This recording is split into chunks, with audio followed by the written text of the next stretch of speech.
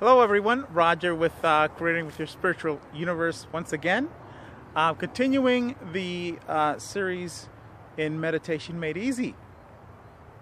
So today we're going to go through part 2 and really go through what meditation is, where it's located, and why it's important.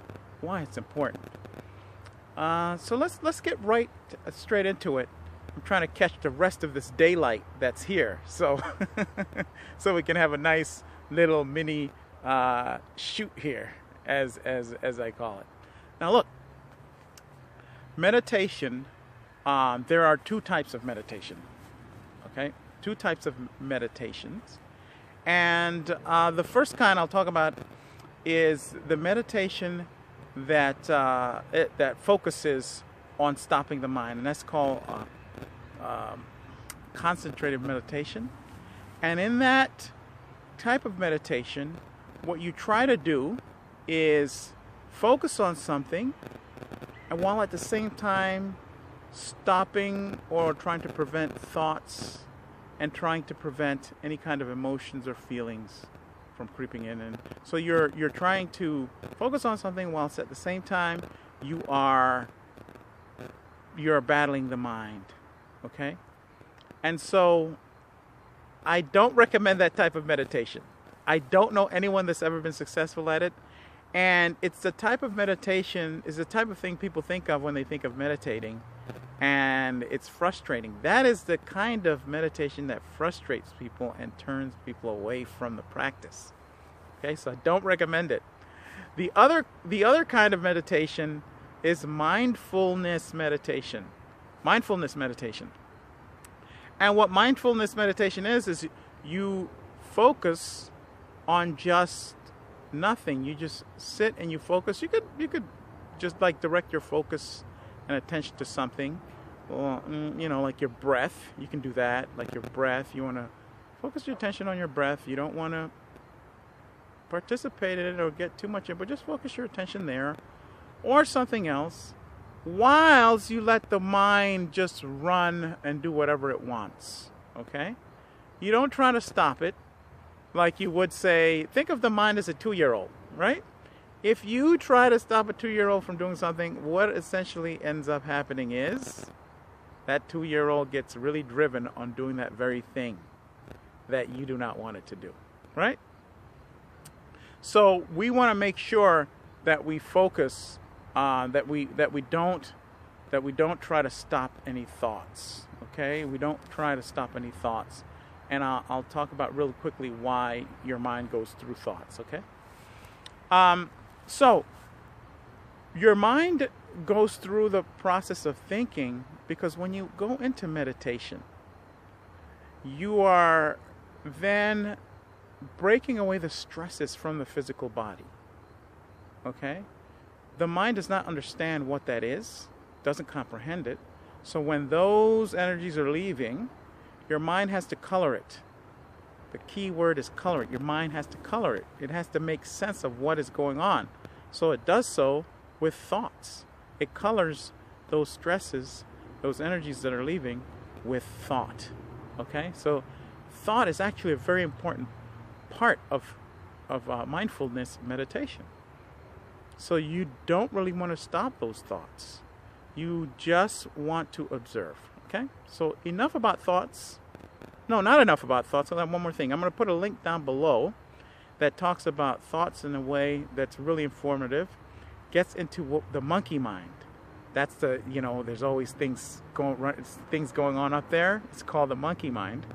And I'm going to place a link below to that kind of talks about the monkey mind and gives you some clarity on it so that you don't think that you're not being successful while that monkey mind is running around. Okay? Now, the next thing I want to talk about is why meditation is important. Why it is important. Meditation is extremely important for this reason. And I'm about to break out the chart when I have one of these. Some of you have watched some of my drawing, but I think I've done one video where I did a diagram in there, and it's not my strong suit. But that's not going to stop me from going back to that well. Okay. Here's a chart that I made up. Hopefully it's clear and understandable. That will help us locate where meditation is and why it's important. So, here you have the awakened state, right? This is when you're awake. And here you have the sleep state. And of course, there's also the dream state, which I don't have here because it's not important. And so, when you are in the awakened state, the thing is, remember I talked about concentration and contemplations? When you are when you're contemplating and you're doing a concentration, you're in the awakened state. You do both of those in the awakened state. Okay? But when you're in the meditative state, you do that. The meditative state has its own state. So, we are natural meditators. And if you don't believe me, just hold on to your horses, okay? When you are awake, you're here. And then sooner or later, if you're a living organism, you're going to go to sleep. And you're going to journey. A human being journeys to sleep and goes to sleep.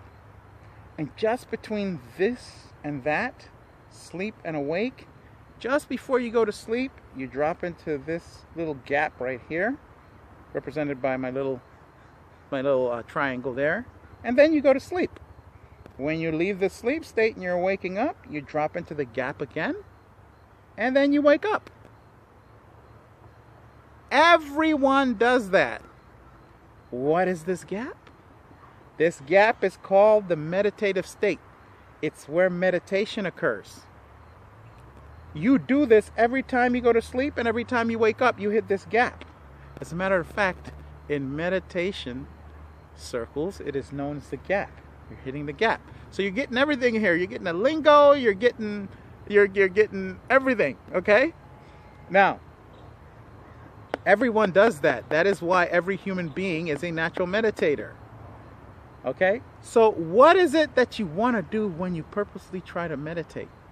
When you're purposely trying to meditate, what you're trying to do is go into that gap, that meditation gap, on purpose, not unconsciously. All the other times you've been doing it unconsciously, without knowing. Now what you're doing is you're doing it consciously. You're doing it consciously, and that is the key. So, what is the importance of going into the gap consciously? Okay? You want to go there consciously for a couple of reasons. Reason number one, and they're not number one and two or whatever because of order of importance, just because they're good reasons. They're all pretty good and important reasons. Let's go back to the old chart here. Pick this thing back up. All right? Now, when you go into the gap, and you stay there. You are entering the possibility of going down deep into, this is my little drawing right here. This is the field of all creation. This is where everything that's ever been, that ever has been and will be, is created. It's also known as the field of pure potentiality. The field of pure potentiality. When you do this practice, you become lined up and in line with the field of pure potentiality. Now, you're not going to drop all the way into that field just like that. Maybe you would, though. I don't know. But most of us have to really be determined and conduct a regular practice to drop into that field of pure potentiality. When you can drop into that field of pure potentiality, you create anything you want in your life. You don't have to rely on anything. It doesn't care how this field doesn't care how educated you are, doesn't care how good looking you are, doesn't care how much prestige and respect you have. It has no regard for any of that. This field responds to anyone that comes down to it. And so when you go to the gap you can reach the field of all existence and all creation, the field of pure potentiality. If that's not important enough on its own, I don't know what is. Okay? Here's the second reason why meditation is an important deal. When you are in the awakened state, and you're in the dream state, and you're in the sleep state, and you're contemplating, or you're working on a concentration, say yoga, breathing, breath exercises, your mind does not rest. Your mind does not rest in any of those situations. Not sleep, nothing. When you're asleep, your body rests and repairs itself, not the mind. The only time that your mind has the possibility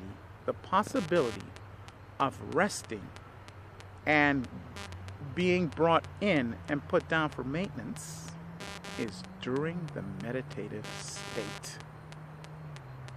During the meditative state. So do you know what kind of advantage that gives you when you can give your mind a break? The meditative state is the only place where you can give your mind a break.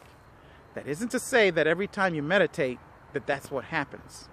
But potentially, with consistency, you will be able to do that.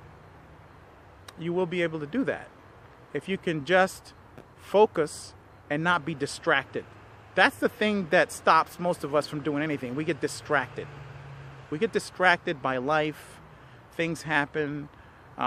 We allow ourselves to get carried away from things that are most beneficial to us because there's always something else coming up in the way. And so when we meditate, again, to go back to it, this is where you can potentially reach the field of pure potentiality. It's also the place where your mind could potentially rest. I'm going to give you an example of how some of us, even in an unconscious way, reach that field. Have you ever heard the term, someone who has a problem, an issue, and they go, you know what, I'm going to sleep on it. I'm going to sleep on it. And they go to sleep, they go to bed, then they go to sleep, they come back the next day, and boom, they have the answer.